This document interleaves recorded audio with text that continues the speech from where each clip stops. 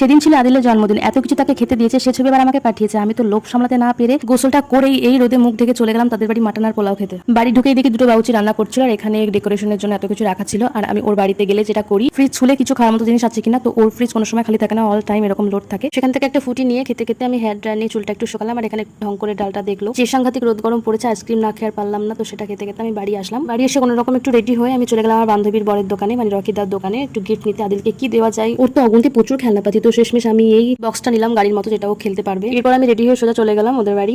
গিয়ে দেখি ছাদে অনেকে বেলুনগুলো ফোলাচ্ছে, আর গোটা ছাদে বিছিয়ে রাখছে, একদিকে রাখছে আর একদিকে ফটাফট ফাটছে। রাত 8টা বাজে, তাও একটু রোদের তাপ কমেনি, অর্ধেকের বেশি বেলুন তাপে ফেটেই শেষ, কি আর সাজাবো। এরপর আমাদের আদিল মন্ডল তার পছন্দের কেকটা কেটে কেক কাটার পর্বটা শেষ করে। এরপর সে কেকটা আমরা খাওয়ার জন্য একটা পাতাতে নিয়ে 3জন মিলে কেকটা এনজয় করছিলাম। এরপর আমরা সবাই মিলে ফার্স্ট ব্যাচে খেতে বসে যাই। তো খাবারের মেনুতে ছিল ভাত, ডাল, পাঁচ তরকারি, খাসির মাংস, বেগুনি, স্যালাড, দই, মিষ্টি, পাঁপড়, চাটনি। তো আজকে এমনি ব্লগটা এটুকুই, দেখা হচ্ছে নেক্সট ব্লগে। টাটা সবাইকে।